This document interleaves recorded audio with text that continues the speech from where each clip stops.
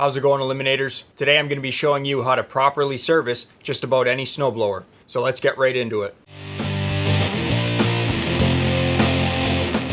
So we have here a Toro Power Max. It's an 826. We're just going to be doing a basic tune-up on this for my customer. But before I drain the oil, I want to run the engine, heat up the oil, because then it drains a lot easier. So I'm going to fire this thing up, see how it runs, because it hasn't ran since last year. So with the choke on, I can hear fuel going through.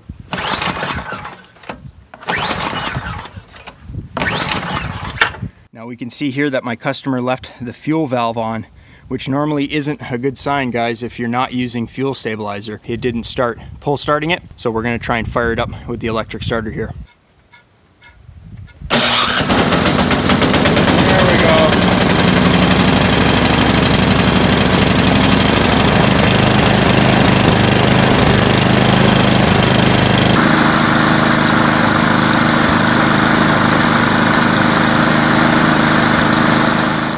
So we've run the machine, and once it warmed up and got some fuel through it, I was able to run the machine with the choke off, which is a good sign, and there was no surging once it warmed up. So there could have been a small blockage in that pilot jet, but it probably worked itself free, and now the machine runs good, so it doesn't need any carb work. But now that the engine's warm, we're gonna come over to the dipstick and we're gonna open this up. Now I did check to make sure there was oil in it before we started it, and you always wanna do that. But we're just gonna leave the dipstick open so that it can suck some air through the top. And I just have a little cooking tray here that I use to collect oil. You're gonna find your oil drain tube. Now a lot of times you're going to have to put a pair of vice grips or locking pliers. You guys can see right in here, that's normally where we go, because when you go to turn this with a wrench, the whole pipe wants to back out. So normally I just hold them here and loosen that off, and we can go ahead and drain the oil. And there is our model number and serial number. So it's a Toro 38620. Now I could use my Pella 6000 oil extractor. I've done a video on this previously. If you guys want to watch that, I will link it in the top right of your screen. I usually use the Pella if the engine has the side drain plug, because then it normally gets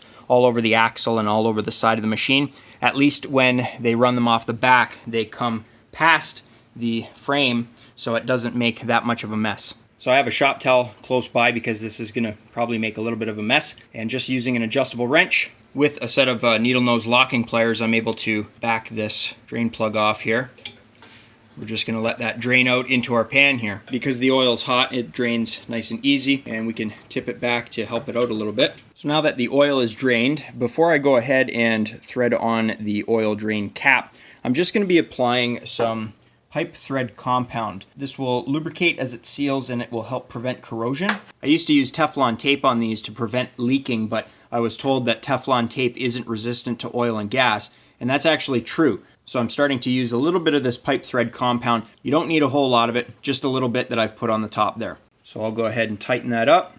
You don't have to over tighten these guys, especially with pipe thread compound on there. Now at this point, I've gone ahead and shut off the fuel valve. I have also done just a quick inspection of the fuel lines, and they appear to be in good condition, so they don't need to be replaced. Now the oil is out of this machine, but I'm just gonna go ahead and secure the dipstick. And I also wrap a little note somewhere on the machine that lets me know that there is no oil in this engine. A yellow tag like this just prevents me from firing up an engine that doesn't have any oil in it. So now that the oil is drained and the fuel valve is shut off, I've pulled my snowblower back a bit, and what I'm gonna do is I'm gonna flip this machine up onto the front auger housing here. You guys can see that I have some galvanized metal sheets laid down, and the snowblower will be going right on top of that. Now ideally you're going to want to have your fuel tank drained out completely before you flip it up, but in this machine there's still some fuel in it and I haven't drained it out yet. So what you can do is get a Ziploc bag or a piece of plastic that's thick and durable enough. Go ahead, remove your fuel cap, put the plastic down, and then thread your fuel cap on top of that, and when you flip your machine up, that should prevent it from leaking out. So we now have our snowblower flipped up to the front of the auger housing. The fuel is not dripping out because we do have the plastic wrap there. And this now lets us have access at our access panel. So we're gonna go ahead and remove these 3/8 bolts on the top there. And to remove those, I'm just gonna be using my Milwaukee 3/8 cordless ratchet. Once you get those 4 bolts out, you can remove that plate there. A lot of times you're just gonna have one plate that's bent, so you're just gonna have a couple bolts in the front and then off to the side. Now at this point, I could switch over to a wrench and get these 2 out here and those ones off to the side. But what I'm going to do next is go ahead and remove the wheels from the axles. Now on this snowblower, it's pretty simple. We're just going to go ahead and pop off this clip here, pull that out, and then hopefully, if it's not rusted, which we can see it is, that one's seized completely solid, guys. So here's a great tip. Even if you have a new machine, you're going to want to remove your wheels whenever you're servicing your machine. I'd recommend it yearly, because what you can do is go in here with some nickel anti-seize and lubricate that axle. And for the 1 minute that it's going to take you to do both wheels, it will prevent this from happening. Coming over to the other wheel here, and this one is not. So at least this one's coming off. So for the left side here, I'm just going to use a closed end 3/8 ratcheting wrench here just to get those bolts off. And it's always nice to use a magnetic tray to keep all your bolts organized. So at this point, we can go ahead and remove our bottom access panel. You guys can see that there's a dead bug in there, a little bit of grease, not too much. So what's the reasoning behind using anti-seize on your snowblower axles? Well, if you don't specifically use a low temperature grease, in the winter, that grease is going to get really hard. And believe it or not, it will seize your wheel to your axle, making it really hard to remove. So that's why I normally use nickel anti-seize. Now, what's the reasoning behind wanting to remove them? Well, if you ever get a flat tire, it's much easier to put a tube inside of a tire when it's off on your workbench. But the main reason, if you ever have to do any work to your axle, let's say you want to come in here and change your axle bushings. If you can't get your wheels off, then you can't slide your axle out. So as long as one tire is removable, then that means you can always slide your axle out one side. And that's basically the main thing here, is that at least one comes off. And go ahead and apply a good amount of nickel anti-seize on there. Shout out to Permatex for sending that our way. Thanks, guys. So first things first, we're gonna have to look at our chain. On this one, we have a chain and sprocket and a gear assembly here. So just go ahead and rotate one of your wheels, make sure everything spins freely, and we can go ahead and grease up the gear and the sprocket and chain assembly. You guys can see the white grease that's already on there. That is white lithium grease that I used last year on this machine, and I'm going to be using the same grease this year. And this is just a 3-in-1 white lithium grease in an aerosol spray can.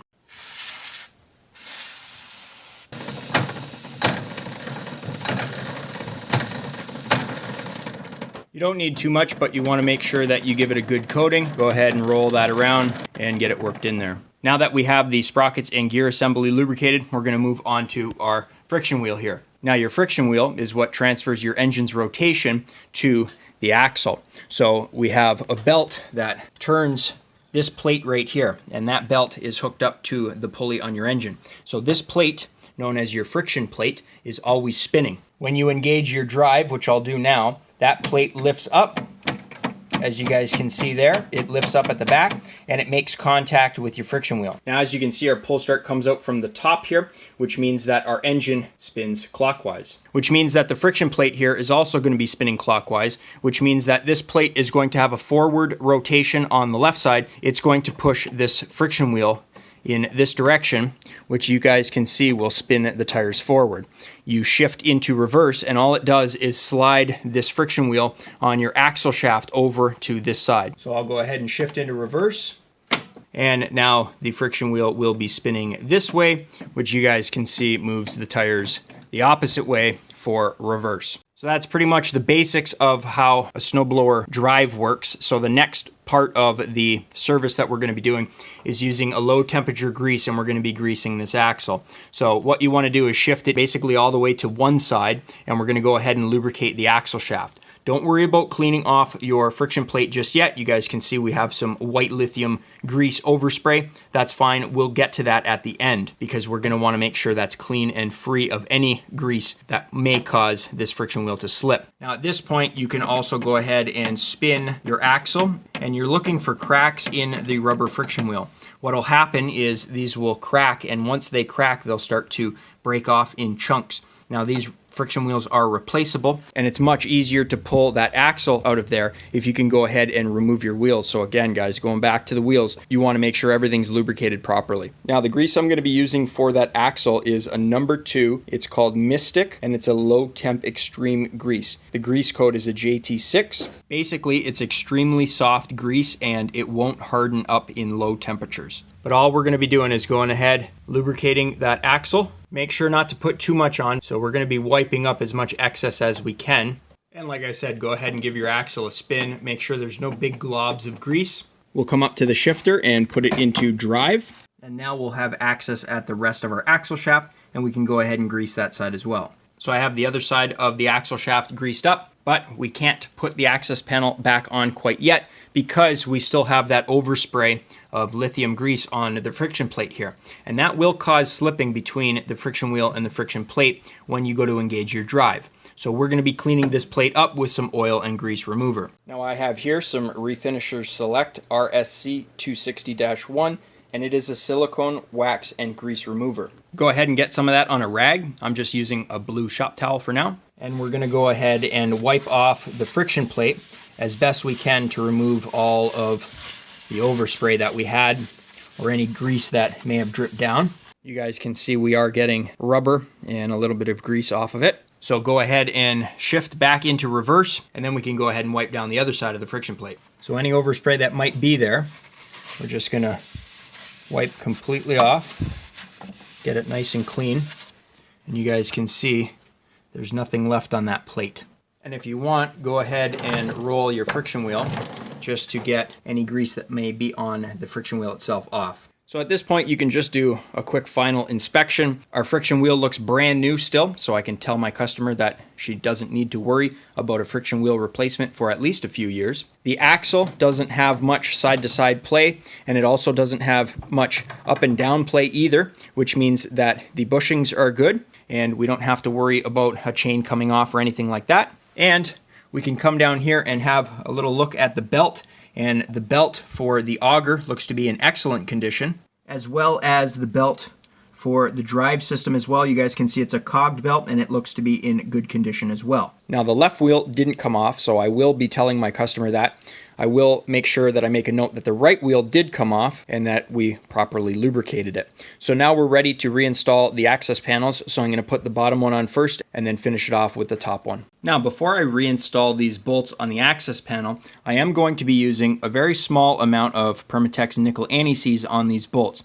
And the reasoning is quite simple. When this engine's down on the ground, gravity is going to be pulling all of the snow downwards towards the ground, and these bolts always seem to corrode in place, and I've snapped them off before.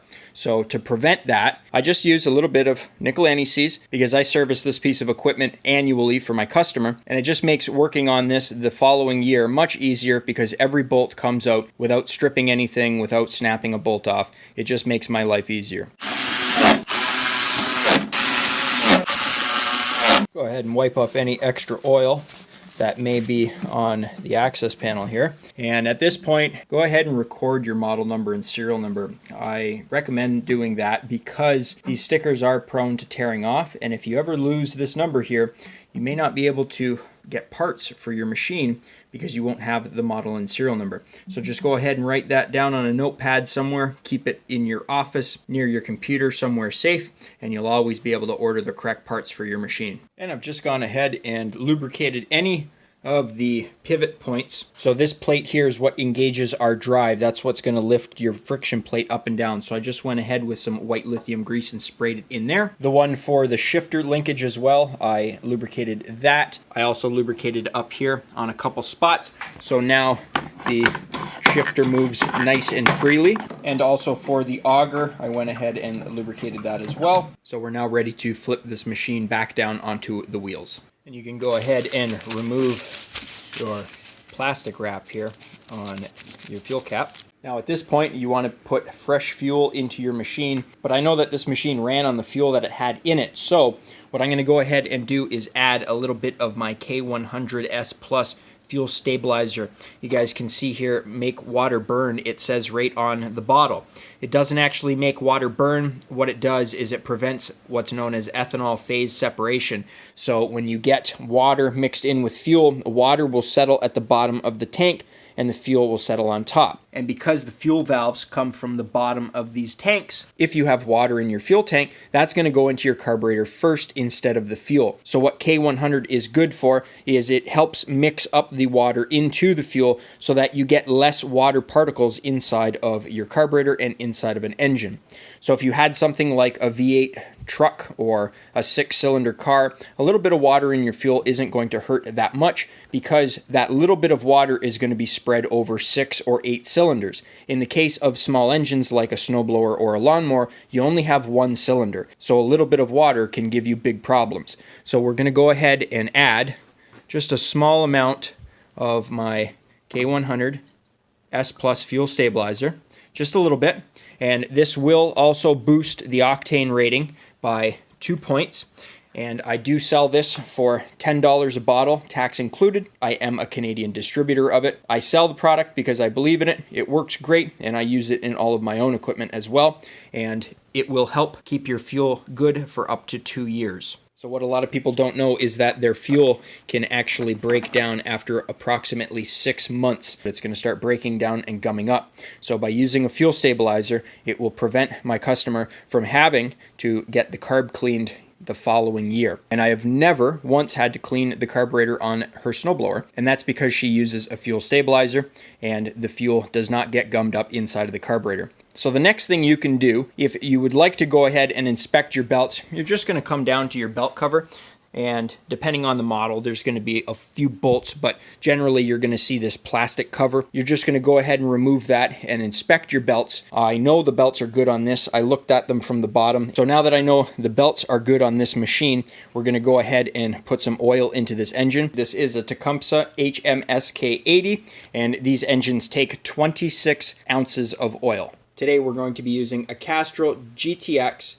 5W30. And I'm going to use this little bottle here that has this little see-through groove on the side that I can measure out 26 ounces of 5W30 into this bottle. So I have approximately 26 ounces measured out here. It's in between the 24 and the 28. And I have a funnel here that I'm going to be using to drain my oil into the dipstick tube. And even though I measured out and I know that this engine takes exactly 26 ounces, what I'm going to do is put approximately 24 ounces in, and then we're going to start slowly adding after that and double checking. And that basically just prevents me from overfilling the engine, because occasionally, even though an engine will take 26 ounces, when you drain the old oil out, you may not get all 26 ounces out. So there may still be an ounce or two left over in the bottom end of the engine.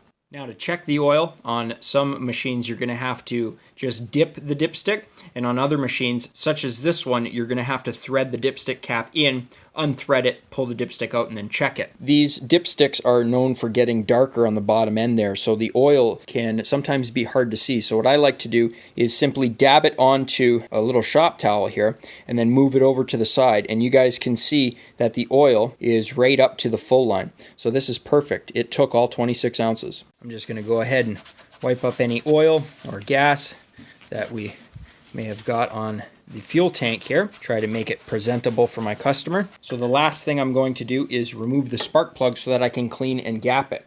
I know that this engine ran perfectly fine once it was warm, so my customer doesn't need a new spark plug, but I always like to clean and gap the plug to the proper gap to ensure that this engine will run good. So we're going to be using a 13/16 deep spark plug socket here so that I can go ahead and remove that. So we can see that it has 796112, commonly referred to as an RJ19LM or a BR2LM. I like to use those plugs. But like I said, this plug doesn't need to be replaced. I'm going to clean it up a little bit, just get all the carbon off of it. And using my spark plug gap tool, I'm going to set it to 30 thousandths of an inch. We can see that it's approximately about 28.5 to 29, so I'm just going to move it over ever so slightly. The spark plug is now gapped to 30 thousandths of an inch, so I'm ready to reinstall it into my engine. Now this snowblower auger is in excellent condition. Like I said, my customer hardly ever uses this, but when she does use it, she wants it to start up and run perfectly and not have any issues. Depending on the condition of your snowblower auger housing, I would recommend taking some corrosion-free Rust Cure Formula 3000, go ahead and spray the inside of where your second stage is, and then go ahead and you can spray the corners, your axles, and if you had any rust spots, you can go ahead and spray in on the seams of your snowblower auger housing. This one seems pretty good. Normally I just like to spray in where the second stage is to lubricate that, because those areas get rusty all the time, but you guys can see that this one still looks fairly new inside.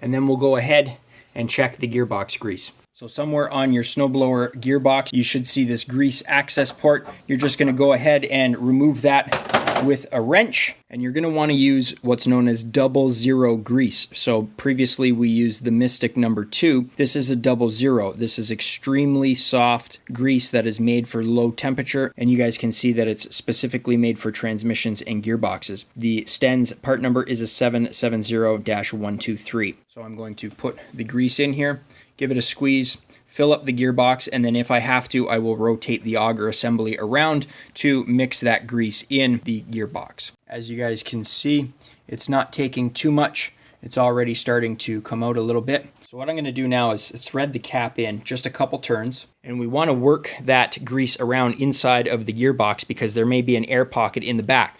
Now you're going to notice that you won't be able to rotate your auger by hand up here. So I recommend coming down to the lever that controls your snowblower auger, press that down, and then go ahead and pull on your pull start slowly, and you should see the auger rotate. And coming back to the gearbox, we can see that it's taking just a little bit more, but not too much. So I'm going to go ahead and get this cap back in there, but before I do, I'm going to wipe this off and put a little bit of that pipe thread compound onto it to make sure that it seals up and that it doesn't come loose. This stuff works awesome. Highly recommend it. It'll just ensure that no grease leaks out and that this thing doesn't back off. And now that this engine has the correct amount of oil in it, I've gone ahead and removed my no oil tag, and I can bring this outside, fire it up, and circulate some of the K100S Plus octane booster and fuel stabilizer throughout the carburetor. Make sure we turn the fuel valve back on first. Now we shouldn't need to choke it because the snowblower was in the garage and it was warm in there.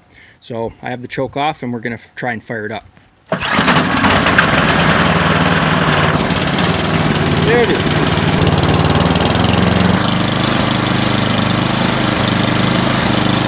So that's it for today's video. We were able to get my customer's snowblower fully serviced. Like I said, it didn't need any carb work. It doesn't see much use, but she does use fuel stabilizer in it every single year, so it doesn't normally need any carb work. If you guys enjoyed the video, think about leaving me a thumbs up. You know, it really helps me out. You can click here to subscribe and click over here to watch one of my previous videos. I upload every single week, so be sure to stop on by next week. Check the channel out for new content.